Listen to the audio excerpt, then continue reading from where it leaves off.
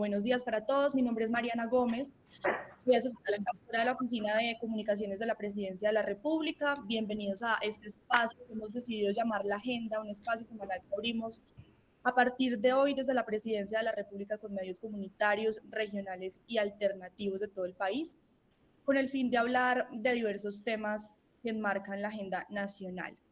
Hoy entonces nos acompaña en este encuentro la ministra de Transporte María Constanza García para hablar sobre el aumento de tarifas en peajes y también el ministro de Salud Guillermo Alfonso Jaramillo, quien hablará también sobre las unidades de pago por capitación, que es lo que el Estado le paga a la CPS por cada persona en el sistema de salud. Entonces, ministra, para explicarle un poco la dinámica del espacio, cada ministro tendrá un espacio más o menos de 5 a 7 minutos para exponer su tema y a partir de ahí se abrirá el espacio de preguntas. 10 preguntas por tema. Cada ministro tendrá espacio para solucionar 10 preguntas de los medios comunitarios que tenemos conectados acá.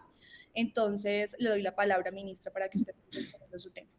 Gracias, Mariana. Bueno, muy buenos días para todos, para todas. Desearles una muy buen inicio de semana y excelente semana. Bueno, contarles sobre el aumento de peajes. La semana pasada tuvimos varias situaciones relacionadas con los peajes. Por un lado, el gobierno viene haciendo la actualización del IPC. Recuerden ustedes que nosotros en enero del 2023 habíamos cerrado una inflación de 13.12 y tomamos la decisión en ese momento de congelar el aumento o los incrementos, la indexación de los peajes. Esto generó que, si bien logramos el objetivo que era esto como una medida antiinflacionaria, y vimos cómo pues en la medida que fuimos controlando el IPC, pasando de 13.12 a 9.28, ahorita acabamos de cerrar con un IPC a 5.4, entonces en la medida que fuimos evaluando esto, fuimos tomando decisiones para poder normalizar el incremento de estos peajes. Lo primero que hicimos fue en enero del 2024 hacer una primera indexación, un primer ajuste del IPC del 2022. El 1 de agosto hicimos otra parte de la indexación, ya con el 50% del IPC del 2023. Y el 31 de diciembre, ahorita finalizando el 2024, pedimos una resolución con la cual hacíamos ya la normalización, el último bloque que nos quedaba del IPC del 2023.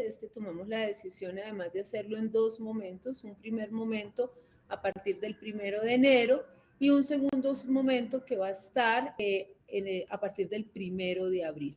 Entonces, con estas acciones lo que hicimos fue ya normalizar el incremento del IPC. Yo ponía un ejemplo la semana pasada que me pareció interesante porque pues mucha gente habla del incremento.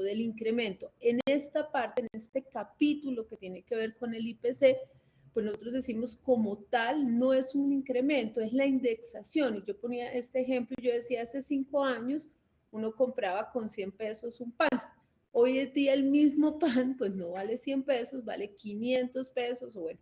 Y esto es el efecto precisamente de la inflación. En la medida que va sucediendo la inflación, el dinero va perdiendo valor en el tiempo y lo que hace este IPC o esta actualización con IPC es mantener el valor del dinero en el tiempo.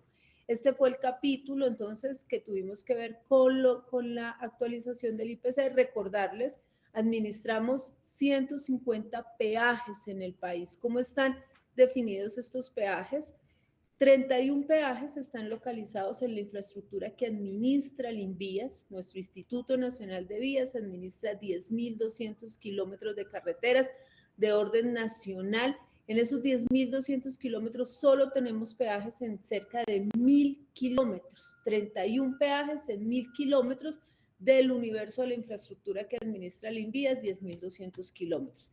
Y tenemos 7.700 kilómetros administrados por la ANI, por la Agencia Nacional de Infraestructura, bajo el modelo de concesión, 43 concesiones de primera, tercera, cuarta y quinta generación, siendo pues el paquete más importante lo que conocemos como cuarta generación, donde hoy están ubicados 119 peajes.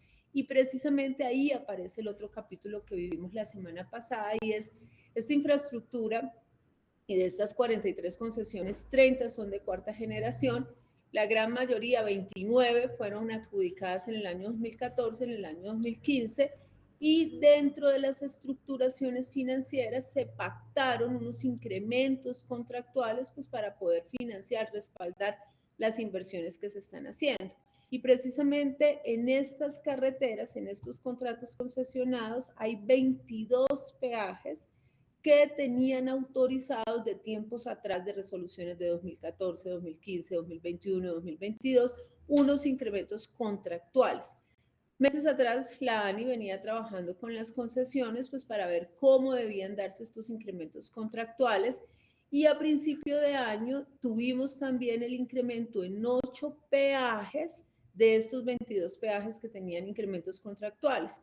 En algunos casos estos incrementos estuvieron del orden del 30%, del 50%, y esto pues también debo decir generó bastante preocupación en los usuarios de estos peajes. Estamos hablando de 3 peajes aquí en Bogotá, en la salida por la autopista norte, estamos hablando del peaje Cisneros en Antioquia, en el proyecto Vías del NUS, también de un peaje de la concesión Mar 1, del peaje El Placer en Nariño, en el corredor Pasto-Rumichaca. También estábamos hablando del peaje Carmen de Bolívar en la concesión Puerta del Hierro, Palmar Varela. Creo que estos eran los 8 peajes. Y el peaje Machetá en la concesión transversal del Cisca. Frente a estos 8 peajes logramos un acuerdo con los concesionarios, 6 concesiones donde se ubican estos 8 peajes, y logramos, el viernes firmamos una resolución con la cual suspendimos estos incrementos contractuales. Entonces, insisto, aquí hay 2 caminos. Por un lado, el incremento o la actualización del IPC, no la quiero llamar incremento, actualización del IPC, y por el otro lado, estos peajes que requerían estos sí unos incrementos contractuales que, insisto, están pactados desde la estructuración de los proyectos y hacen parte del cierre financiero de los proyectos. Muy importante a lo largo de estos 2 años, y creo que para nadie es un secreto que alrededor de los peajes hay pues un interés particular, a veces unas tensiones sociales alrededor de los peajes. Durante estos 2 años hemos otorgado tarifas diferenciales, cerca de 26 peajes han logrado obtener tarifas diferenciales pues, para poder generar un alivio en los usuarios que pues, hacen un uso regular de esta infraestructura. Y durante entonces este tiempo que hicimos la suspensión, pactamos una suspensión con 5 de los 6 concesionarios, una suspensión de 6 meses, y con el concesionario Accesos Norte 2 una suspensión de 4 meses, tiempo en el cual debemos sentarnos a encontrar una fórmula que nos permita plantear unos incrementos graduales. Entendemos, y así lo reconocemos además, pues la importancia del ingreso que se tiene vía peajes. En total, pues se recauda, por el lado del INVIAS, recaudamos del orden de 700.000, 800.000 millones de pesos que se invierten en el mantenimiento de la infraestructura principalmente. Y por el lado de la ANI se recauda cerca de 4.5 billones de pesos que respalda la financiación de las concesiones que tiene nuestro país.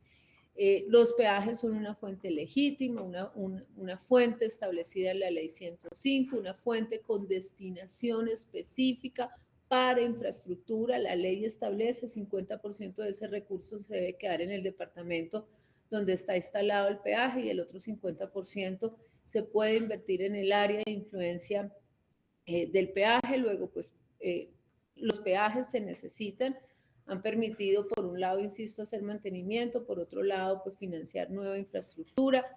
Fue muy importante el acuerdo que logramos con las concesiones. En total son 22 peajes que deberían ser objeto de algún tipo de incremento. Ya está aplicado el ajuste en estos 8 peajes. El sábado, pues, a las 01, ya estaba aplicado el ajuste producto pues, de la resolución que firmamos el día viernes. Y la tarea que nos queda ahorita junto con la ANI es pues, revisar con las concesiones cómo encontramos una fórmula que permita que el ajuste, que es contractual, que difícilmente podría uno decir no lo vamos a hacer, porque si no lo haces, igual lo pagas, tendrías que buscar recursos públicos para poder cubrir pues el valor o lo que significa la fuente de peajes dentro de las estructuras de estos contratos. Y en el caso de las APPs de iniciativa privada que no tienen recursos públicos, pues tenemos hasta la imposibilidad de poder hacer aportes públicos en este tipo de negocios. Entonces, pues bueno, a grandes rasgos esta fue la situación que vivimos al inicio del año. Hicimos un primer incremento, insisto, que era el 60% del valor del IPC que nos faltaba actualizar del año 2023. Esto significó un aumento del 2.78% del valor de la tarifa. Una vez pues ya conocimos el IPC del año 2024 que cerró en 5.2, esto pues va a generar también la actualización de esta tarifa en los peajes, e insisto que los peajes, los incrementos contractuales pues van a quedar suspendidos por 6 meses, en 5 proyectos, en 5 de estos peajes, y los 3 peajes que hacen parte de la concesión de accesos Norte 2 pues se suspendieron por 4 meses, tiempo en el cual esperamos pues encontrar esta fórmula para poder hacer la actualización de estos incrementos. Entonces, Mariana, yo creo que dejo ahí este primer abrebocas y pues atenta a través de las preguntas también poder hacer algunas claridades e información adicional. Listo, ministra, muchas gracias por su intervención y por su explicación. En este momento tenemos la primera pregunta, entonces Angie Pérez de Manantial Estéreo, por favor, interviene. Muchas gracias, ministra, por estar. Le cuento que estamos a esta hora en vivo a través de Manantial Estéreo del municipio de Yopal, Casanare. Ministra, en este 50 y 50 que usted nos contaba de inversiones que se quedan en el departamento de incidencia, pero también en esa área de influencia en donde está el peaje, pues cómo se afectaría esa pues inversión que se va a hacer según estos nuevos ajustes contractuales que ustedes realizaron con estas 6 concesionarias, y cómo se va a ver esa inversión. Pues finalmente a los que pasan por los peajes, los que más les interesa es que esas vías estén en excelentes condiciones y que cada vez que paguen ese peaje pues puedan ver, bueno, mi plata sí está quedando bien invertida porque veo una vía que es segura para poder andar. Listo, bueno, Angie, primero recordarles que esta decisión gravita sobre los peajes de la ANI. En el caso de los peajes del INVIAS, pues se hicieron las actualizaciones como se definió a través del IPC. Y es una pregunta que varios me hicieron la semana pasada, y es: haber hecho este acuerdo para suspender el incremento contractual, ¿significa que se van a parar las obras? ¿Significa que no se va a generar, pues en este caso, los mantenimientos, o si estamos construyendo alguna obra en particular? Recuerden ustedes que pues estas inversiones o estas concesiones de cuarta generación y todas las concesiones en particular pues han permitido mejorar la infraestructura, construir tramos de doble calzada, túneles, viaductos, en términos generales, pues infraestructura que permite que las carreteras sean más competitivas, que nos permitan mayor productividad. Entonces la respuesta es: esta suspensión no significa una suspensión en la inversión, no significa una suspensión en las obras. Recuerden ustedes que el modelo concesionado tiene una característica, y es se pacta un contrato, se pactan unas condiciones, se pacta un alcance, los privados pues hacen las inversiones para poder entregar la infraestructura, y solo hasta que se entrega la infraestructura se remuneran las obras o las inversiones que se hicieron. Caso, por ejemplo, Accesos Norte 2 aquí en Bogotá, que tiene 3 peajes de los 8 que estamos mencionando. Esta concesión todavía no ha arrancado su fase de construcción. En este momento está haciendo los estudios, cerrando la fase de estudios y permisos. Luego estos recursos van entrando a unas fiducias, y solo hasta que se entregan las obras se hace la remuneración. Entonces, bajo ningún escenario la decisión que tomamos pone en riesgo o significa que se deban suspender de igual manera las obras, porque pues el modelo concesionado, la forma como está diseñado, pues no genera ese riesgo como tal en la infraestructura. Bueno, seguimos con la siguiente pregunta. Voy a empezar a leer las personas que han levantado la mano en orden, que afortunadamente la aplicación me lo muestra acá. Seguimos con Katia Romero. Sí, muy buenos días, ministra, buenos días, colegas. Les saluda Katia Romero. Estamos al aire a través de la aldea con Katia en Pueblo Nuevo Atlántico. Ministra, sabemos que muchas de las cosas ustedes pues ya las han encontrado, las negociaciones, los acuerdos para los incrementos, pero en promedio entonces, ¿en cuánto queda la tarifa de peaje en Colombia? Sabemos que depende del tipo de categoría, del tipo de kilometraje, pero en promedio, ¿cuánto quedaría el costo del peaje en líneas generales? Y lo otro es si usted tiene conocimiento de que hay un movimiento de no más peajes que se adelanta en diferentes regiones del país. Gracias. Bueno, como tú mismo lo dices, Katia, las tarifas no son generales, las tarifas no son promedio, tenemos tarifas en categoría. Recuerden ustedes también que hay 7 categorías, desde vehículos livianos hasta tractocamiones de 6 ejes. Entonces, dependiendo de cada peaje, cambian las tarifas. Podemos encontrar en vehículos particulares, en categoría 1, categoría liviano, tarifas de 12.000, de 15.000, en algunos casos hasta de 23.000 pesos, dependiendo del tipo de peaje. También depende mucho del tipo de obras que se hayan hecho, de la inversión que se haya hecho. Entonces, insisto, pues es un valor que tiene rangos realmente en el tema de la categoría 6, que son los tractocamiones, o categoría 7, podemos encontrar tarifas que fácilmente también están entre 60.000, 100.000 pesos, pero insisto, esto depende mucho del tema, del tipo de peaje, del tipo de carretera y de la categoría. Claro que tengo conocimiento del movimiento No Más Peajes, en muchas instancias hemos estado en Turbaco, en algunos casos también, en Cisneros, en Barbosa, en otros peajes, y frente a eso, pues yo creo, primero, pues hemos mantenido siempre el diálogo, el podernos sentar y poder entender cuál es la situación que ese peaje en particular pueda estar generando en una población. Y muy importante también, siempre hemos estado abiertos a entregar tarifas diferenciales, a que una población en particular pueda acceder a la tarifa diferencial. Normalmente se aplican para la categoría 1 y la categoría 2. En el caso de la categoría 2 estamos hablando del servicio de transporte público, de los buses. Acá, por ejemplo, estamos en este momento negociando en San Luis de Gaceno, en Transversal de Cisga. Nosotros en Papiros, por ejemplo, ofrecimos una tarifa diferencial. En el mismo peaje de Turbaco ofrecimos una tarifa diferencial de 1.500 pesos.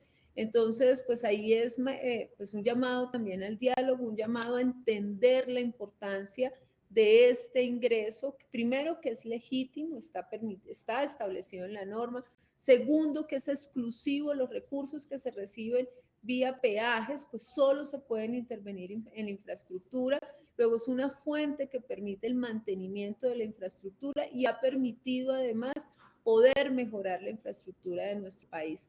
En estos kilómetros concesionados, pues encontramos infraestructura que ha permitido reducir los tiempos de viaje, por lo tanto, reducir el costo de la logística, el costo de transporte y pues permitirnos ir consolidando una infraestructura de calidad para el servicio de los colombianos y las colombianas. Bueno, seguimos con el próximo en la lista. Ministra, Magazine CNC, Radio, TV y Web. Tiene la palabra. Muy buenos días, señora ministra. Buenos días para todos los colegas.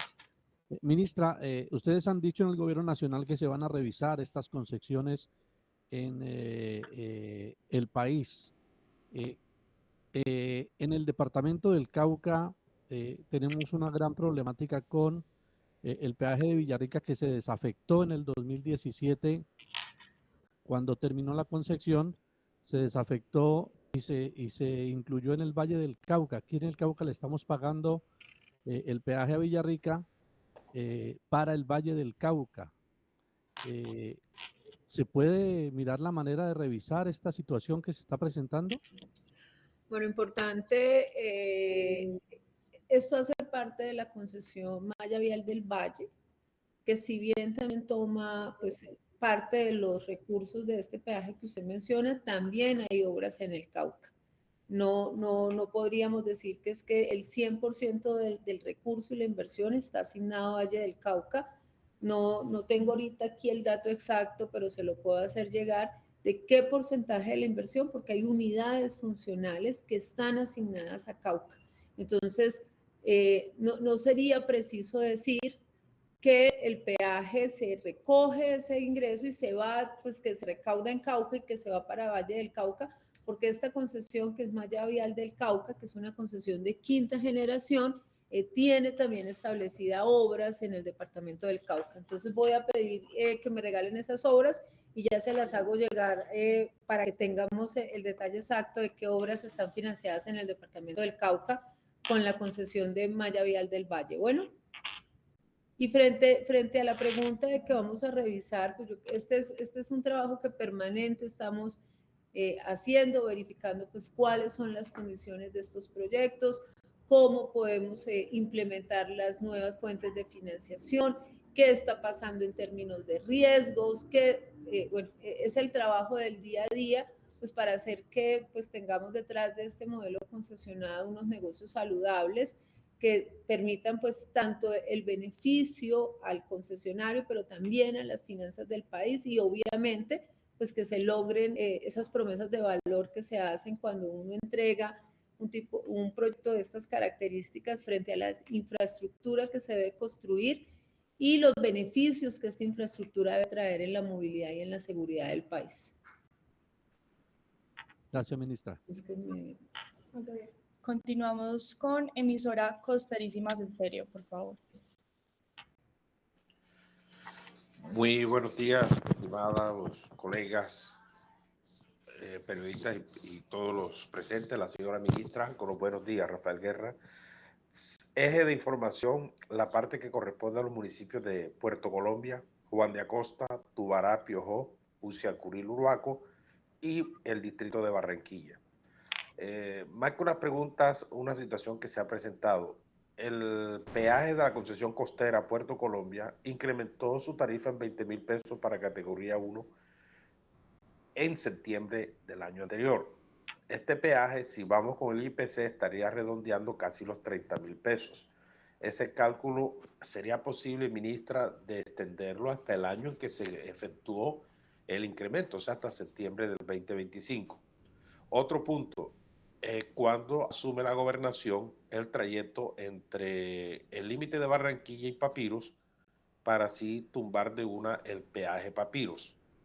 Y ya para finalizar el asunto del Uruaco, ¿va o no va el peaje del Uruaco para este año 2025? Muchas gracias, ministra.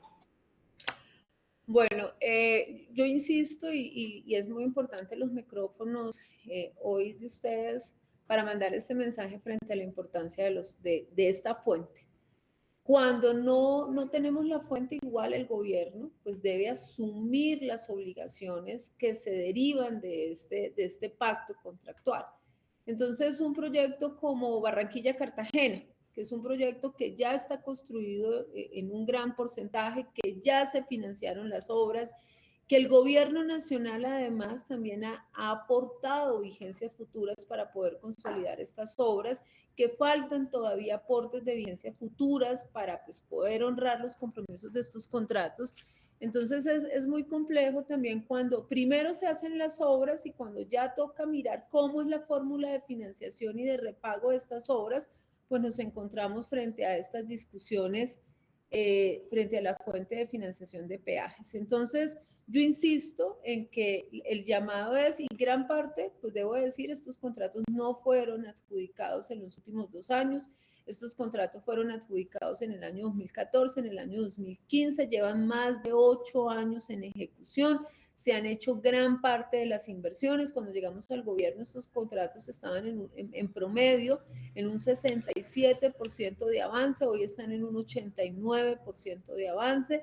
Luego realmente, pues esto también nos exige a nosotros y a todo el que se siente acá, va a estar enfrentado a esta misma situación, va a estar enfrentado a que se han hecho unas inversiones y que se deben remunerar esas inversiones. En ese sentido, y frente pues a temas particulares de peajes, ahorita las decisiones que hemos tomado están particularmente en estos 8 peajes que les mencioné, de 6 contratos de concesión, que son los peajes de accesos norte, saliendo acá por Bogotá, el peaje Fusca, Andes, Unisabana, en Pasto, Rumichaca, el peaje El Placer, en vías del MUS, el peaje Cisneros, en Antioquia, en Puerta de Hierro el peaje Carmen de Bolívar, en la autopista al Mar en Antioquia el peaje de Aburrá y en transversal del Cisga el peaje de Machetá. Sobre esos 8 peajes fue que se aplicó esta suspensión, se aplicó este acuerdo y se aplicaron estas tarifas contractuales. Frente a los incrementos pactados o que se hayan realizado en tiempo atrás, pues no aplicó esta resolución de suspensión. Insisto, este es el trabajo nuestro de todo el tiempo, pues aceptar, revisar, analizar las demandas que se tienen de las comunidades. Por eso es tan importante las tarifas diferenciales, porque una comunidad en particular puede acceder a la tarifa diferencial. Recuerden ustedes, en las infraestructuras tenemos viajes de corta distancia, que normalmente son las personas que viven alrededor del peaje, que pueden tener una tarifa diferencial. En algunos casos hemos llegado a ofrecer tarifas, insisto, de 1.500 pesos para los usuarios permanentes de las vías, viajes de media distancia y viajes de larga distancia. En el caso del Caribe en particular, tanto en el proyecto IP Autopistas del Caribe o en el proyecto Barranquilla-Cartagena, pues hemos tenido unas discusiones, tensiones alrededor de los peajes, y yo realmente invito a las comunidades pues para entender la importancia también que significa la fuente de peajes y la posibilidad de acceder a tarifas diferenciales. Insisto, durante estos 2 años hemos entregado en 26 peajes tarifas diferenciales. Es una opción que tiene la ley. Esto no es algo que pues estemos nosotros innovando. La misma ley, desde la ley 105 del 93, estableció la figura de tarifa diferencial como un mecanismo para poder reducir el impacto que se tiene pues, de la instalación de esta infraestructura.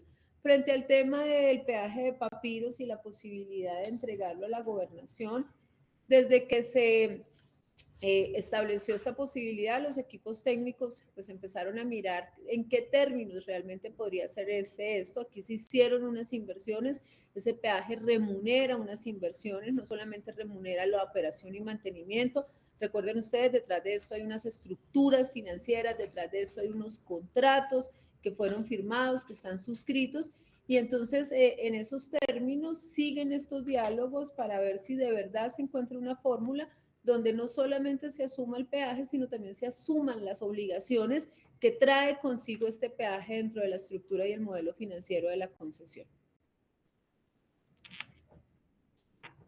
Muchas gracias. Bueno, con esta pregunta entonces damos por finalizada la intervención de la ministra María Constanza. Ministra, muchas gracias por su tiempo. Listo. Veo entonces aquí el despacho ya listo del ministro de Salud, Guillermo. Me regalas, Mariana, para hacer la claridad de Malla Vial del Valle. Ya tengo aquí Claro que la sí. información. Sí, Malla Vial del Valle tiene 5 unidades funcionales. Una de esas unidades funcionales es el tramo que hace Palmira, Candelaria, Y de Villarrica, Santander de Quilichao. Entonces, si ven desde Y de Villarrica, Santander de Quilichao, es Cauca. Ahí también hay obras que están establecidas dentro del contrato de malla vial del Cauca. En total, 113 kilómetros tiene esta unidad funcional. Y ahí estamos hablando de puesta a punto de la malla vial del Cauca hacia el sur desde el tramo Cali, Palmira, y construcción de 1 kilómetro de vía nueva variante. Entonces, ahí tanto se recoge de parte de ese peaje, pero insisto, también hay reinversión en el departamento del Cauca. Desde Villarrica hasta Santander de Quilichao. Bueno, ahora sí, Mariana, muchas gracias. Ministra, no, a usted muchas gracias por su tiempo y por estar acá. Entonces ahora damos paso. Gracias, señora ministra. Muchas gracias, que tengan buen día. Gracias, ministra. Damos paso en este momento entonces a otra ronda de 5 preguntas para el ministro Guillermo Alfonso Jaramillo, ministro de Salud, quien hablará sobre la unidad de pago por capitación. Ministro, tiene usted la palabra. La idea es que usted exponga su tema en un tiempo breve y ahí damos paso a la ronda de preguntas. Buenos días a todas y todos, muy complacidos, no sé si me están oyendo. Sí, señor. Sí, señor ministro. Bueno, bien, primero muy agradecido de estar con ustedes. Sabemos de la importancia de lo que ustedes representan para nosotros. En muchas ocasiones se tiene en cuenta es a los grandes medios y no los medios que a nosotros nos parecen supremamente importantes, porque ustedes llegan a todos los rincones del país y a la mayoría de la gente que de pronto no tiene la adecuada información, y a nosotros sí nos interesa poder ya hacer que a través de ustedes llegue la información. Primero es decirles a ustedes que este gobierno tiene como prioridades algunos sectores como la salud, la educación, la reforma agraria. Todo lo que tiene que ver en materia social ha sido y seguirá siendo vital y de suma importancia para este gobierno. Por eso podemos decir que a pesar de las dificultades económicas que atraviesa y ha tenido que atravesar este gobierno, que tienen que ver especialmente con la deuda más grande en toda la historia del país, la deuda del Estado colombiano supera los 180.000 millones de dólares. Óigase bien, 180.000 millones de dólares. Eso ha llevado a que el gobierno ha tenido que pasar de pagar deuda de 70 billones a 115 billones de pesos. Eso es algo exagerado, terriblemente grande. Estamos hablando de más de 40 billones de pesos anuales. Y el esfuerzo para poder pagar esa deuda ha sido ya supremamente grande y por supuesto permea las finanzas de la nación. Segundo, encontramos un bache generado en el subsidio a la gasolina y al diésel. La gasolina fundamentalmente mueve los vehículos particulares en su gran mayoría. El diésel es el transporte, especialmente un transporte que tiene que ver con la economía del país, productos, etc. Y eso eran otros 48 billones de pesos. En la administración de Ocampo, sin darse cuenta, inclusive el propio gobierno, se pagaron 18 billones de pesos, mientras se hacía una reforma tributaria. ¿Qué quiere decir eso? Que la reforma tributaria quedó para pagar la gasolina. Y a este gobierno le tocó hacer algo que es supremamente impopular: subir los precios de la gasolina, que afecta pues a muchas personas que tienen su vehículo, generalmente la clase media de este país. Pero no había otro medio. Ante estas circunstancias que nos hemos encontrado, a pesar de eso no se ha disminuido de ninguna manera, los recursos de la salud. A pesar de que para el año pasado quedan cuentas pendientes y seguramente se tendrán que pagar este año, pero no se disminuyó el presupuesto de salud. Bien, ahora, ¿qué es lo que se invierte en materia de salud en Colombia? Son varias cosas. Lo primero es un recurso que llega al ministerio, ¿cierto? Que tiene que ver muy especialmente con el Sistema General de Participación, el SGP que llamamos, Sistema General de Participación. Esos son 19 billones de pesos. Por el otro lado, del presupuesto nacional, todo sale del presupuesto nacional. Por el otro lado viene el presupuesto nacional, que son 38 billones de pesos. 38 billones de pesos. Ese es el presupuesto que tiene el ministerio. Con ese presupuesto viene el presupuesto que se le otorga a ADRES. Al ADRES le llegan los 35 millones de pesos de cotizaciones, de los cuales hay que quitarle a esos 35 hay que quitarle un poco más de 17 billones de pesos, porque se exime, desde el 2012 se está eximiendo un recurso que llegaba directamente a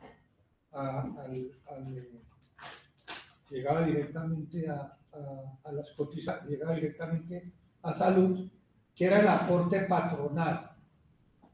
se retira el aporte patronal, los empresarios les cambian, les hacen una sustitución, entonces ya no llegan, me dio por hacer lo que el año pasado que no fue exento.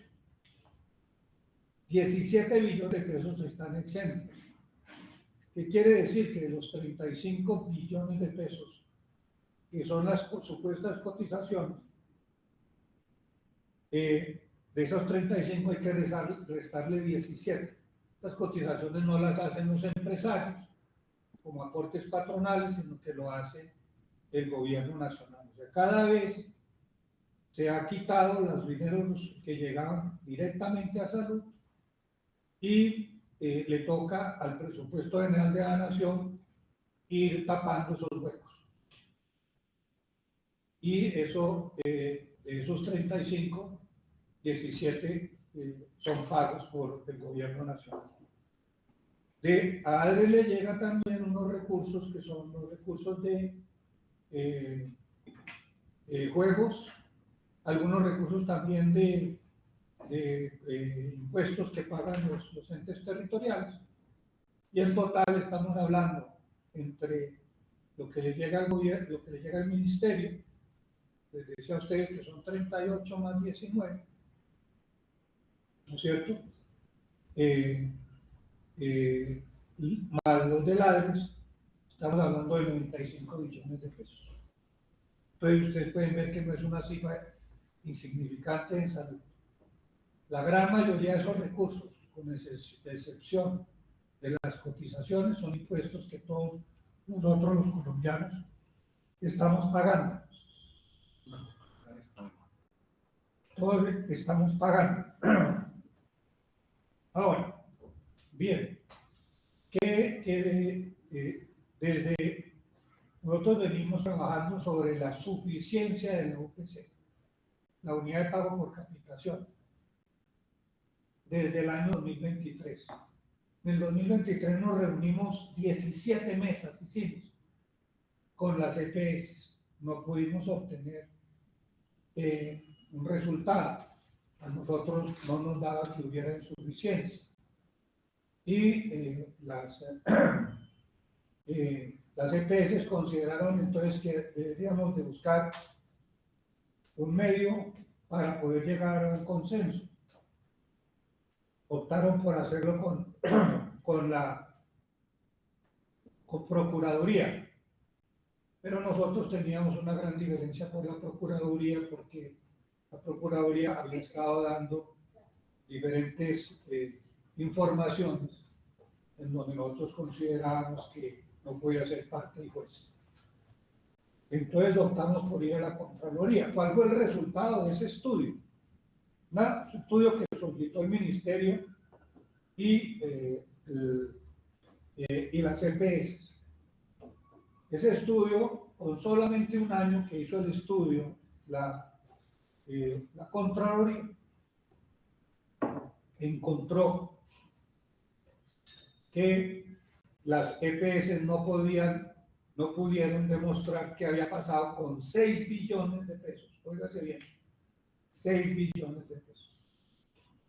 Sin embargo, nosotros seguimos trabajando en mesas de concertación el año pasado, desde mayo a octubre del 2024. Óigase bien, de mayo a octubre del 2024. Y hicimos un análisis de esas mesas financieras. Y volvimos a llegar a una situación en la cual desafortunadamente encontramos una gran cantidad de irregulares en los datos que presentan las EPS. La unidad de pago por capitación se obtiene después de un estudio pormenorizado, primero valorando cuáles son la información que presentan las EPS. Desafortunadamente, durante todo este tiempo, las EPS del régimen subsidiado nunca han presentado datos adecuados. Y por eso no se ha podido utilizar a las EPS del régimen subsidiado. Para el estudio de la UPC de este año, se utilizaron los datos que dieron 15 EPS del régimen contributivo, de las cuales, después de analizar algo que es muy importante, que es si lo que confirma el agente, el representante legal con el revisor fiscal, por lo menos tiene más del 90% de consistencia. Por eso de las 15, 7 no pasaron ese control. Y por supuesto, de acuerdo al modo como se ha venido haciendo el análisis de la OPC, salieron 7 de las 15 y no quedaron sino 8. Posteriormente hubo que excluir a una de las más importantes por su número de afiliados y porque está en todo el territorio nacional y tiene todo el diferencial poblacional de 14 grupos poblacionales que se tienen en cuenta, y las zonas territoriales y dispersas. Es la nueva EPS, pero la nueva EPS no presentó balances financieros firmados por el revisor fiscal. Por tal razón, no se pudo tener en cuenta. Y posteriormente, siguiendo el análisis de otras EPS en temas de severidad y frecuencia, hubo que retirar tanto a compensar como el afán y sanar, porque no era consecuente la información que estaba dando. Y posteriormente, para hacerlo más corto, encontramos, por ejemplo, es muy importante que usted lo tenga en cuenta, que lo que nos reportan a nosotros es muy diferente a lo que le reportan a la Superintendencia de Salud. A diferencias tan grandes, de más del 11.61% de los estudios de gasto reportados a nosotros, se reportaron 38 billones de pesos, y lo que le reportan oficialmente a la Superintendencia fue de 34 billones de pesos, lo que representa una diferencia de 11.61%. No pudimos entonces encontrar que los datos que nos habían suministrado todas las EPS eran consecuentes y ni podían tomarse en relación para poder verdaderamente sacar una UPC que tuviera un contenido real y claro. Entonces, cuando eso sucede, y ya se ha presentado en 3 ocasiones anteriores esta situación, en el 2011, el aumento fue inferior a la UPC por parte del gobierno de Santos. La inflación fue del 3.73 y el aumento fue del 3.47. Posteriormente, en el 2015, el aumento de la UPC fue de 6.06 y la inflación fue del 6.77. Estamos hablando que en estos 2 casos fue el aumento de la UPC por debajo de la inflación, Y posteriormente tenemos el 2021, el más reciente, el gobierno de Duque. Los otros 2 son del gobierno de Santos, nada se dijo al respecto. Y en el 2021, en el caso de una pospandemia, como fue ese, el aumento de la UPC fue del 5.18 contra el 5.62 de la inflación. Entonces, no es que haya habido un caso en este sentido. Ya hay 3 temas que tienen que ver desde 2011, 2015 y 2021. Nosotros, al no encontrar, desafortunadamente, y esa es la revisión que hemos venido haciendo, por eso hemos pedido una mesa técnica, en donde no solamente esté el gobierno nacional, no estén las EPS, sino que podamos tener a los entes de control, en el caso de la Contraloría, la Fiscalía, la Procuraduría, ¿cierto? Porque nosotros toda esta información la vamos a mandar a los entes de control, porque nos parece que no se le puede dar una información a la superintendencia, otra información para hacer la UPC al gobierno con unas variables tan grandes y una información tan diferente. Y por eso estamos pidiendo a la DIAN que nos dé la información para saber qué le dicen a la DIAN, qué es lo que le están informando a la DIAN. Porque entonces ahí estaríamos viendo que también se está cometiendo fraudes contra el gobierno en el tema de los impuestos y los temas que tienen que referenciar ante la DIAN. Entonces, ante esa situación, nosotros hemos dicho, ¿no? Y fue después de un estudio presentando esto a la Comisión Asesora para Beneficios, Costos y Tarifas, que está integrada por el Gobierno Nacional en cabeza del señor presidente, Ministerio de Hacienda, Planeación, también está el IEPS y el Ministerio, que son los que integran la Comisión Asesora, que define y da y le define al gobierno cuál debería de ser la UPC. Y entendimos que a raíz de una deficiente información, vamos a denominarla deficiente información, y después de un estudio pormenorizado de todo el año, no podíamos poder tener un resultado que fuera consecuente. Y por tal razón, entonces, consideramos que debería de ser la inflación. Inflación que se tomó el mes de noviembre, 5.32, que es superior a la inflación definitiva de este año, que fue 5.2, ya que estamos por encima de la inflación.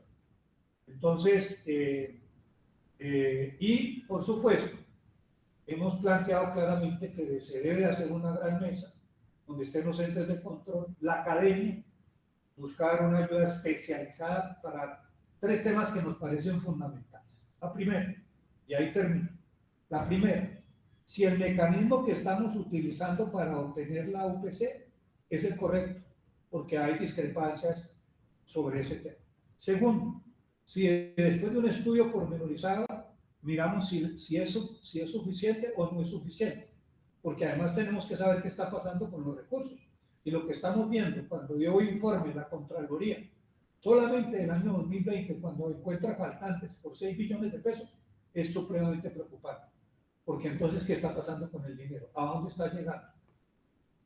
¿O es que no está llegando o quién se está quedando con el dinero? Y por último, si llegara a ser insuficiente, ¿cómo vamos a obtener los recursos adicionales? Porque las finanzas del gobierno están supremamente ajustadas este año, a tal punto que va a haber que no recortar, como ha dicho el señor presidente, sino aplazar muchas de las inversiones, especialmente en el sector social.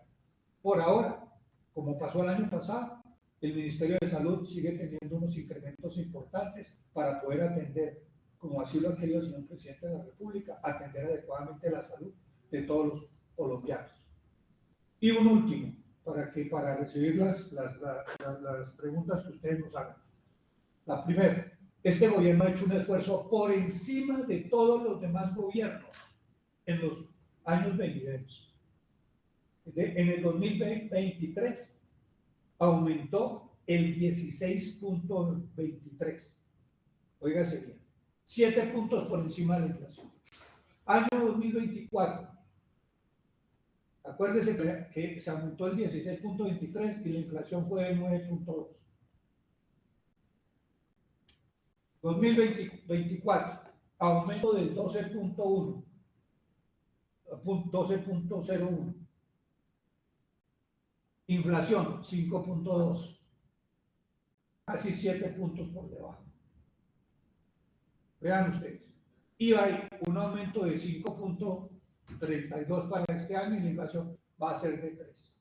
Si nosotros juntamos los aumentos que ha habido de 5.36 más 12.1 más el aumento de 16 puntos, tenemos unos aumentos que superan los 39,5 puntos por ciento. óigase bien, 39.5%. ¿Sabe cuánto fue el aumento de Duque de UPC durante su cuatrenio? 20.46. Entonces, este ha sido un gobierno que ha hecho un esfuerzo excesivamente grande, pero también hay que entender que las circunstancias de este año son muy diferentes. Hay una situación compleja, pero estamos dispuestos a reunirnos a mirar. Para terminar, si el método para poder saber cuál es la UPC no es el adecuado, entonces busquemos a ver cuál debe ser el método correcto. Segundo, si hay suficiencia o no hay suficiencia. Si hay suficiencia, miremos a ver qué está pasando con los recursos. Y tercero, si no es suficiente, ¿de dónde vamos a obtener los recursos adicionales que necesita el gobierno? Porque desafortunadamente el gobierno pidió un financiamiento por 12 billones de pesos para poder ajustar el presupuesto y no se lo dieron. Y someten al gobierno a unas situaciones supremamente graves, cuando todos los demás gobiernos han tenido la oportunidad de recibir auxilio, de ayuda y colaboración para el financiamiento de su presupuesto. Entonces, permítame y discúlpeme por haberme alargado un poco, pero es importante que ustedes sepan el contexto general para de esa manera poder nosotros poderles informar adecuadamente a ustedes por qué se tomaron las determinaciones y por qué estamos actuando. Con toda la seguridad de que estamos actuando siempre pensando, y aquí tengo al viceministro, doctor Urrego, que es el viceministro de Salud, y también al otro viceministro, que es el de Protección, que es el doctor Martínez. Y como médicos y personas que hemos trabajado con los sectores más humildes, porque nosotros hemos estado trabajando en los sectores más abandonados, más vulnerables, entendemos que por encima de cualquier cosa está en la vida de los colombianos, de niños, mujeres, adultos y adultos mayores. Entonces estamos en ese proceso. Muchas gracias. Entonces las preguntas que ustedes estimen convenientes. Gracias, ministro. Damos paso entonces, como primera pregunta, a Noticias La Voz Realities, por favor. Muy buenos días, señor ministro. Buenos días a todos. Desde Noticias La Voz Reality. Primero, señor ministro, ya queda claro que todo este tema de las UPC trajo consigo las evidentes irregularidades que tienen algunas EPS frente a los informes que deben presentar ante el Ministerio de Salud.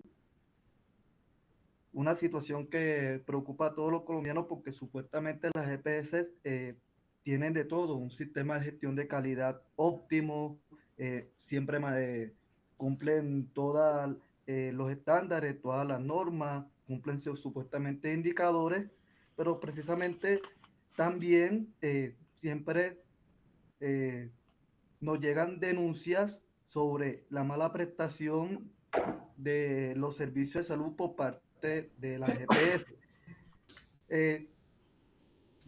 Manifestando eso, señor ministro, ¿cuál es el futuro de las EPS que vienen incumpliendo con las exigencias del Ministerio de Salud? Y lo segundo, ¿qué se va a hacer con la nueva EPS para que ellos puedan cumplir con los informes que deben entregar ante este ministerio para que los colombianos sepamos qué están haciendo ellos con los recursos que les están ingresando?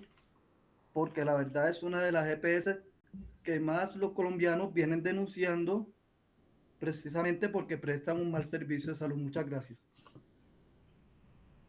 Bueno, quisiera decirles algo. Aquí tengo a mi izquierda al doctor Rubiano, nuestro superintendente de salud. Una de las razones por las cuales hubo que y ha habido que intervenir a un número importante de EPS es porque hoy, desafortunadamente, las EPS en su gran mayoría no cuentan ni con capital, ni con patrimonio, ni con reservas. Por eso le hemos pedido que, y esto está en la reforma de la salud, que no sigan siendo aseguradoras financieras. ¿Qué es lo que ha pasado a través de todo este tiempo? De más de 150 EPS, hoy no tenemos sino 29. Y ninguna cumple con los requisitos para poder continuar como aseguradoras. Que es que para ser aseguradoras hay que tener capital, hay que tener patrimonio y hay que tener reservas suficientes. Ninguna la tiene. Nosotros les hemos dicho, transfórmense para que sean aseguradoras en salud y que sea y responda el Estado en el aseguramiento financiero. Porque a la hora de la verdad, ellos lo que hacen es recibir el dinero de nosotros los colombianos. Es una intermediación. Por eso lo que proponemos nosotros es, ayúdenos, trabajemos de la mano para hacer que funcione el sistema. Todos vamos a estar afiliados, pero ustedes, como hoy no pueden responder por los recursos, entonces nosotros le paguemos directamente a los hospitales, a las clínicas y a los proveedores a través de lo que se denomina hacer el giro directo, que hoy una parte se hace giro directo, pero todavía las EPS determinan a quién girar. Entonces, esa es la situación.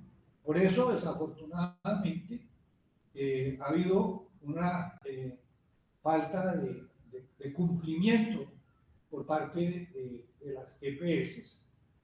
Y en este momento podemos decir que a raíz de los últimos 3 meses, que ha habido un cambio sustancial en las EPS intervenidas, más el trabajo que viene haciendo el doctor Rubiano, hemos ido disminuyendo esas quejas y aparece un cambio sustancial que esperamos que se mantenga en el próximo año, pero por lo menos en lo que representa los últimos 2 meses ha habido una disminución, porque no puede seguir presentándose más críticas en donde la atención sea a través de tutelas, sea a través de derechos de petición, ¿no es cierto? Que, por supuesto, no debería de ser así. Nosotros, por ejemplo, ya el ADRES pagó todo lo del régimen subsidiado, ya está pago del mes de enero, ya, porque se paga la primera semana, antes del 8. Ya se está pagando, ya se pagó la primera semana del régimen contributivo, se va a pagar esta semana la segunda semana del régimen contributivo. Cuando termine el mes de enero ya se ha pagado todo lo que tiene que ver con la UPC del mes de enero. O sea, si nosotros le pagamos, estoy diciendo pues, si el gobierno paga anticipadamente, pues uno estaría esperando que los servicios sean adecuados. La UPC representa más del 97% de todos los gastos en salud, o sea, ahí están los recursos que llegan permanentemente, ya han llegado sin delación, siempre anticipadamente. Eso es casi 98%. Pues no puede ser pretexto para que no se esté prestando los servicios adecuadamente, y en eso viene trabajando la superintendencia. Necesitamos una mejoría muy clara, y usted tiene toda la razón cuando plantea el mejoramiento que debe haber en la nueva EPS. Por 2 razones fundamentales. La primera, ¿quiénes son los socios de la nueva EPS? Los socios de la nueva EPS en un 50 más una acción son las cajas de compensación. Cajas de compensación sin ánimo de lucro. Quiere decir que ahí no tiene por qué haber negocio. Y segundo, 50% menos una acción del gobierno nacional. Entonces, tiene que haber ahí mucha claridad de que esa empresa tiene que funcionar de la manera más adecuada. Pero ¿qué fue lo que encontramos a raíz de la intervención? Que mientras se presentaban informes en donde todo estaba funcionando bien, encontramos que casi 6 billones de pesos eran las deudas que tenía la nueva EPS. O sea que parecía como si estuviéramos en la famosa telenovela Betty la Fea, en donde se presentaban unas informaciones que no eran correctas, y cuando entramos a ver la situación, encontramos unas deudas, unas cuentas por pagar inmensamente grandes, que se acercan a los 6 billones de pesos, y por supuesto, unos gravísimos problemas que tenemos que ir solucionando. Por eso es tan importante la reforma a la salud, porque la reforma contempla que el gobierno, así sea a mediano o a largo plazo, tiene que ir pagando todas esas deudas que hoy no tienen las EPS, no las tienen. Por eso tenemos intervenidas estas EPS, no para acabarlas como hicieron los anteriores gobiernos. Duque liquidó 12 EPS.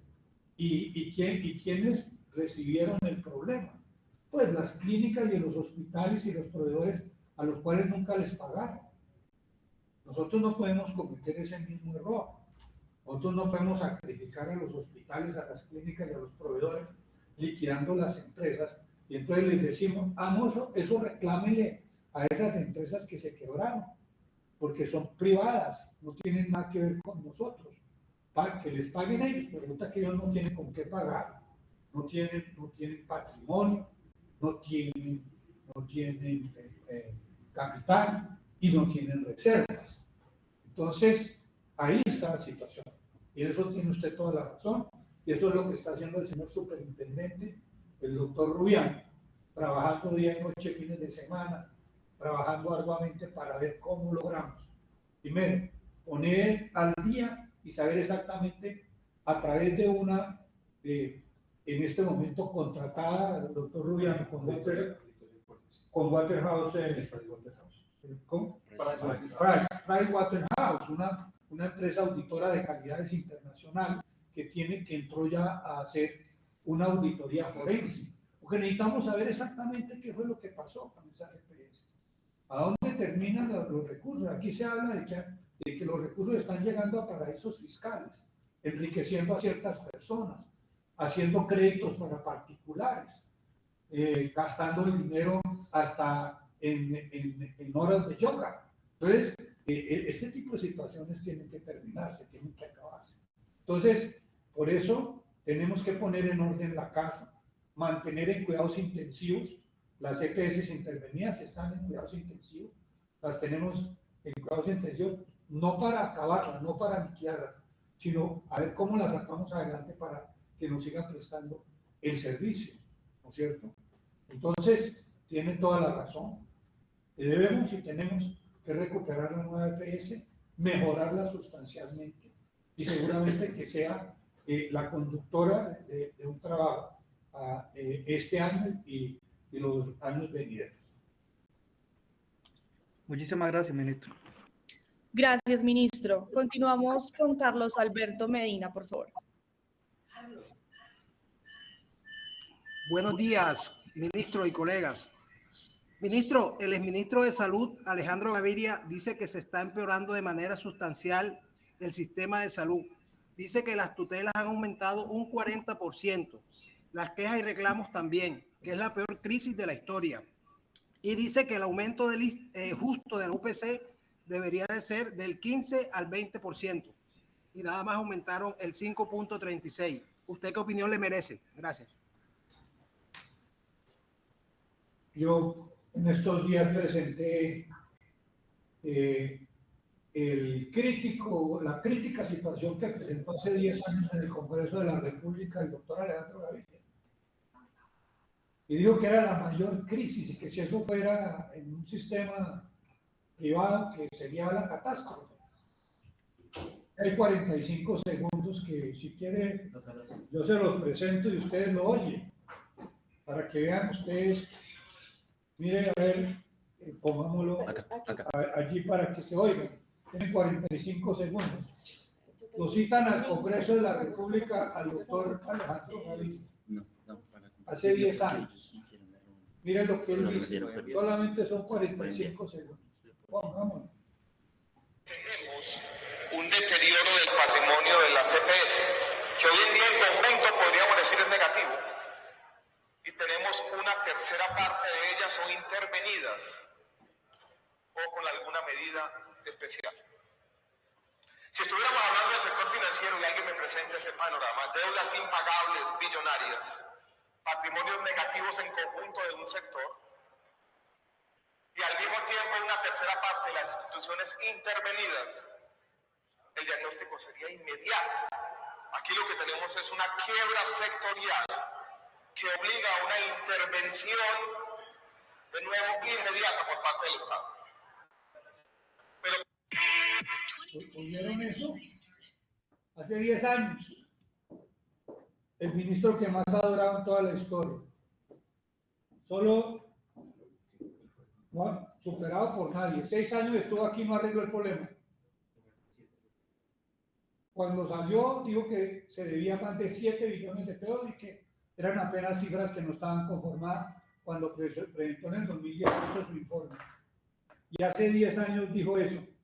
Tercera parte de las instituciones intervenidas, deudas impagables, ¿no es cierto? Quiebra sectorial, intervención inmediata, quiebra sectorial. No hay problema más grande que el tránsfuga. Busquen en el diccionario qué quiere decir tránsfuga.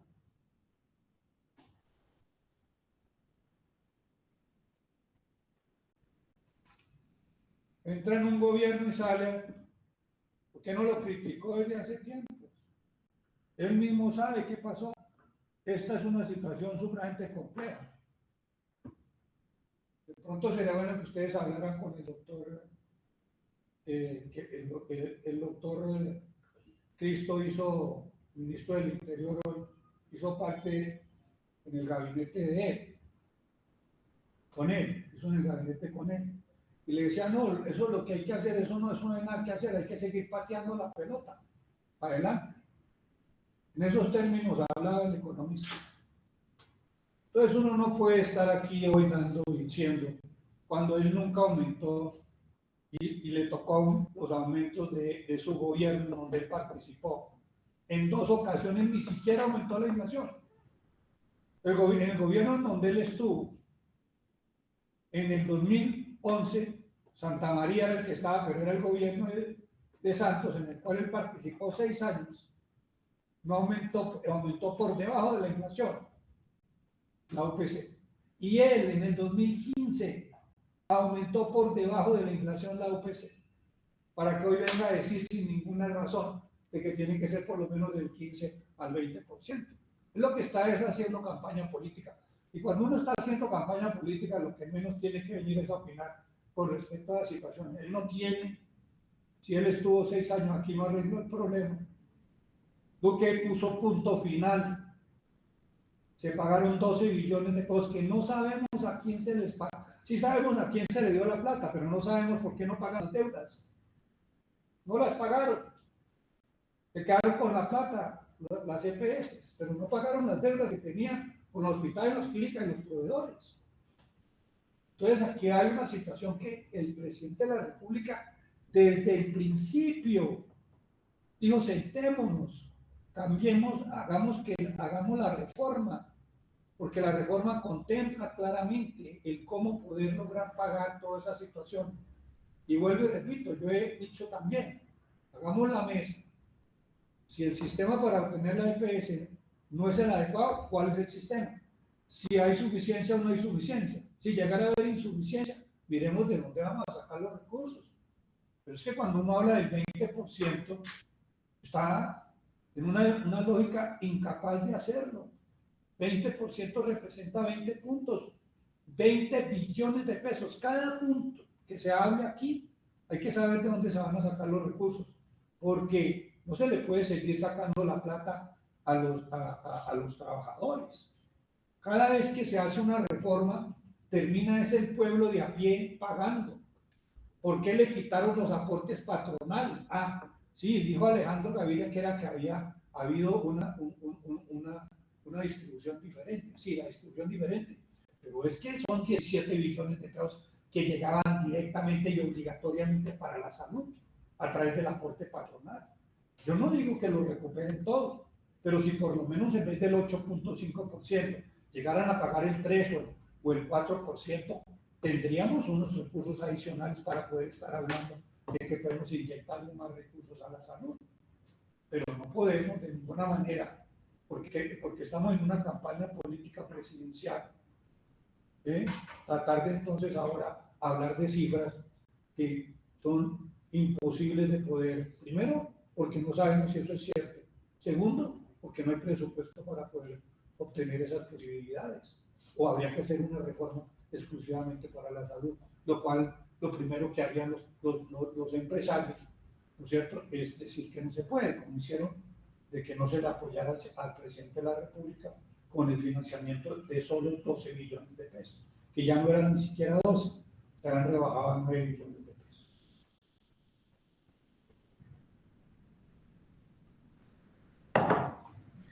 Listo, ministro, gracias. Para dar entonces cierre a este espacio, voy a dar paso a la última pregunta. La agenda se nos está corriendo un poco y tenemos que respetarla.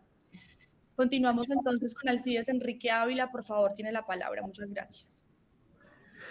Muy buenos días a nuestros colegas y al ministro Alfonso Guillermo.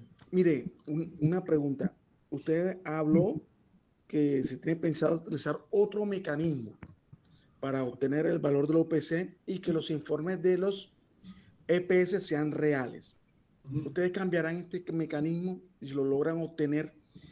¿Cómo blindarían este mecanismo para que cuando venga otro gobierno diferente al gobierno del cambio, lo cambien al antojo y al manejo de sus intereses de las personas que tienen el manejo de las EPS? Es una primera pregunta. Segunda pregunta, señor ministro. Aquí en la ciudad de Barranquilla se está viendo una problemática con respecto a la nueva EPS. No se están entregando los medicamentos oportunos.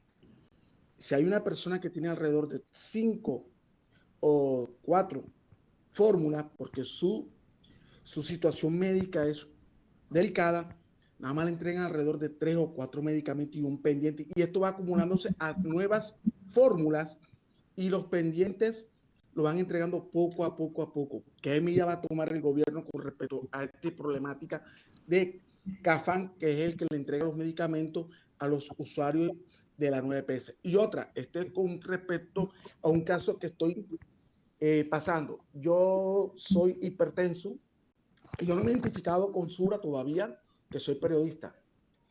Y yo tomo Satoren, que es losartán más hidrocloroticida, y me están entregando el medicamento genérico.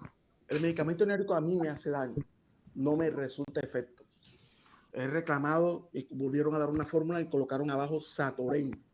Vuelvo y reclamo el medicamento el mes siguiente y me dicen en el dispensario de Cruz Verde que no me entregan Satoren porque SURA no están entregando medicamentos Satoren, se lo están entregando genérico. Voy a tomar medidas con un derecho a petición, pero ¿qué puede hacer la superintendencia con respecto a estos casos? Si me ocurre conmigo, que soy un periodista, pero y soy una persona del común, pero ¿qué puede ocurrir con otras personas que no tienen el conocimiento de la ley, no tienen el conocimiento para poder defenderse? Esa es la pregunta, señor ministro. Muy bien, don Alcides. Interesante su pregunta. La primera, para resolver lo que tiene que ver con la fórmula. Sí, es cierto. No solamente de parte nuestra, nosotros estamos, y se ha aplicado, nos ha tocado que aplicarla en 2 ocasiones. Nosotros hemos decidido sobre la UPC en 3 ocasiones. Y las 2 ocasiones, la fórmula, hemos seguido la fórmula que viene desde el 2012, ¿cierto? Desde el 2012 se constituyó una fórmula que se le ha ido poniendo y agregando algunas cosas. Tanto nosotros como otras personas del sector de la salud también han hecho algunas apreciaciones con respecto a ese método de hacer la UPC. Vean ustedes que el año pasado la fórmula dio el 6%, pero el gobierno aumentó el 12%. Pero este año aspirábamos a que los resultados, y le habíamos pedido a las EPS, miren, aquí hay una situación sumamente compleja, porque es que no pasan la calidad de la información, no la logramos nosotros pasar en 8 procesos de calidad que se dan, más todos y cada uno de los diferentes informes. Entonces, por eso les digo yo, les he dicho, de que la mesa que queremos crear, que ya hablamos, yo ya hablé con el ministro del Interior, espero con el señor presidente de la República hablar en estos 2 días que vienen sobre el tema de la conformación de la mesa y comenzar a hacer ese trabajo de ver si la fórmula que tenemos desde el 2012 sí es la adecuada o definitivamente hay que modificarla. En eso tiene usted toda la razón. Segundo, ¿qué ha sucedido no con la nueva EPS solamente? Esta es una situación que hemos encontrado en todas las EPS. No entregan el total de los medicamentos. Llega la persona con 4 o 5 medicamentos, le entregan 2. Después vuelva después por eso, y inclusive en algunas ocasiones aparece como si ya les hubieran entregado los medicamentos sin habérselos entregado. Esto es lo que viene trabajando el doctor Rubial como superintendente, de que no se presenten esas dificultades. Tenemos que hacer y es un trabajo que tiene que realizarse, es que se le entreguen a la gente los medicamentos, porque si no, entonces pues no puede haber un control de la salud, no se puede prevenir la enfermedad, más con personas que son hipertensas, que son diabéticas, porque es que esa es la única forma de poder prevenir. Por ejemplo, en el caso de la hipertensión, que mañana no encontremos nosotros a las personas diagnosticadas con insuficiencia renal porque nunca tuvieron un control adecuado de la atención. Y ese es donde estamos haciendo énfasis. Por eso no podemos continuar con un modelo que es curativo, que lo están esperando a uno es el hospital para curarlo. No, nosotros tenemos que prevenir la enfermedad. Un modelo preventivo que prevenga la diabetes. ¿Cómo? Pero no solamente cómo se previene la diabetes, si le estamos dando a los niños una carga de azúcar permanente, o sea, viene la promoción de la salud, ¿cierto? ¿Cómo hacemos para que no terminemos hipertensos? Y por eso la prevención, la promoción de la salud, ¿qué clase de alimentación es la que nosotros tenemos que tener para no tener una situación de unas personas que hoy hay un inmenso número de obesidad? La gran mayoría de los colombianos tienen hoy un sobrepeso que implica necesariamente problemas grandes. Si usted tiene una alimentación con sal, con azúcar, ¿cierto?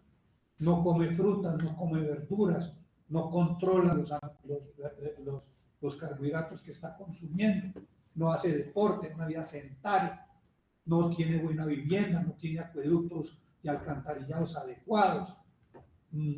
Todo este tema tiene que ver con una salud que tiene que trabajar transversalmente en la prevención, en la promoción de la salud y la atención primaria. Tenemos en este momento 1009 municipios que son de quinta y sexta categoría, que lo único que tienen es un hospitalito. Eso tenemos que ponerlo a funcionar para que haga la prevención, la promoción y la atención primaria. Por eso hemos puesto a funcionar más de 10.000 equipos, casi 80.000 personas que queremos que queden definitivamente trabajando en las zonas más apartadas y más difíciles del país. Ya hemos llegado a la gran mayoría de los rincones abandonados a hacer la prevención, la promoción, la atención primaria. Ese es el trabajo que tenemos que hacer, pasar de un sistema curativo a un sistema preventivo, de promoción de la salud, de prevención de la enfermedad y de la atención primaria, para que entonces tengamos la posibilidad de una mejor salud para todos los colombianos. Por último, aquí está el doctor, el superintendente, y don Alcides Ávila. Por supuesto, vamos a ponernos en comunicación con usted y también con su EPS. Por supuesto, no solamente a usted, sino que también podamos ir solucionando el problema claro y definitivo con respecto a los medicamentos que tenemos que suministrar y cuáles son los que tenemos que atender. Yo quiero decirle algo a usted. Yo tomo genérico.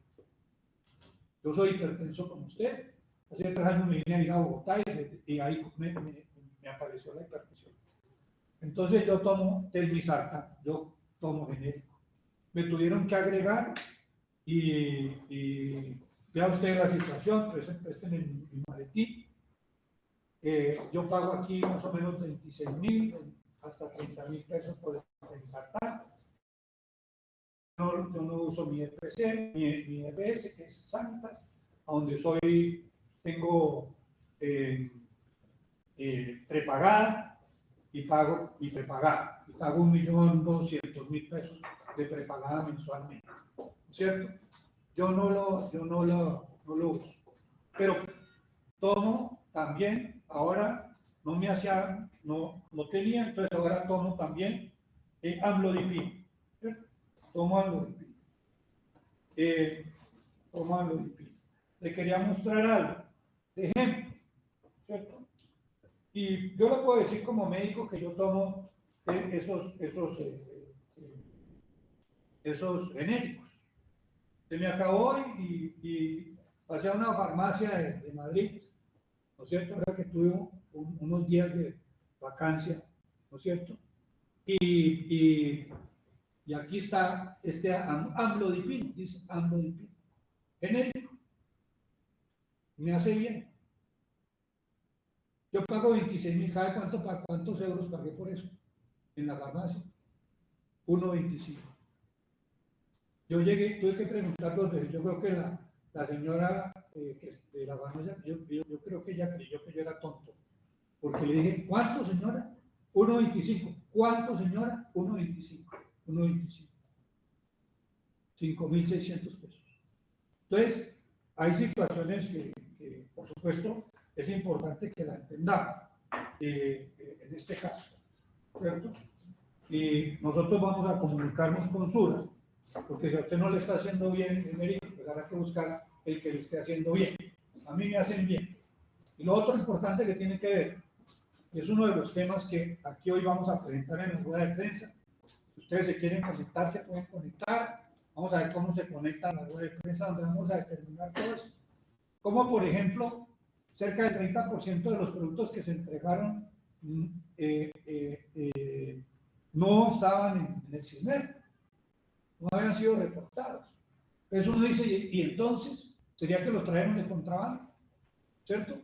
Un porcentaje de los productos casi que llegan a un porcentaje importante, casi del 8%, el 3%, por ejemplo, no tenían registro sanitario vigente.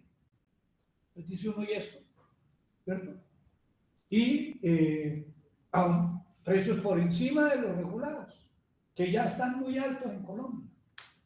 Entonces esas son las situaciones que son supremamente importantes. Entonces tenemos que ir comenzando a pensar qué vamos a hacer para que Colombia se ha vuelto uno de los países que más gasta en materia de medicamentos por los costos que son muy diferentes a los que hay en otros países, inclusive en los países desarrollados del mundo. Yo le doy el caso de una compra que hice personalmente en Madrid. Bueno, muchas gracias a todas y todos, muy complacido. Si ustedes estiman conveniente, podemos hacer la semana entrante o el día que sea conveniente para ir atendiendo todos estos temas. Me gustaría poder tener una ronda más amplia con ustedes, pero paso ahorita que ya tengo una rueda de prensa. Muchas gracias. Muy agradecidos a todos. A usted, ministro, feliz día. Gracias, señor ministro, muy amable. Buen día, ministro, gracias. Ministro, muchas gracias. Y bueno, Gracias. desde la presidencia les agradecemos a todos el espacio, a todas las personas que nos acompañaron en este primer momento de la agenda. La idea es poder realizar estos espacios cada lunes con los funcionarios del gobierno, con el fin de abordar diversos temas que marcan la agenda nacional y poder resolver todas sus dudas. Entonces, muchas gracias a todos los medios que se conectaron con nosotros, a los ministros, y esperamos poder seguir compartiendo con ustedes este espacio. Muchas gracias a todos. Muchas gracias, Mariana. Muchas gracias, Mariana. Hasta luego, Mariana. Muchas gracias por tenernos en cuenta en la nueva agenda. Que esté muy bien. Gracias a todos. Un abrazo, bendecido la semana. La invitación, muchísimas gracias. Muchísimas gracias. El link de la rueda de prensa con el ministro ahora en el chat, ¿verdad? A ver si se grabó la conferencia para que nos la envíen. Sí, se las vamos a compartir ahorita en unos minutos. Les compartimos a todas y todos, tanto el video como el audio, para que lo tengan disponible. Okay. Don Rudolf, muchísimas gracias. Excelente Bueno, chao. disposición. Feliz semana. para la unidad. Muchas gracias.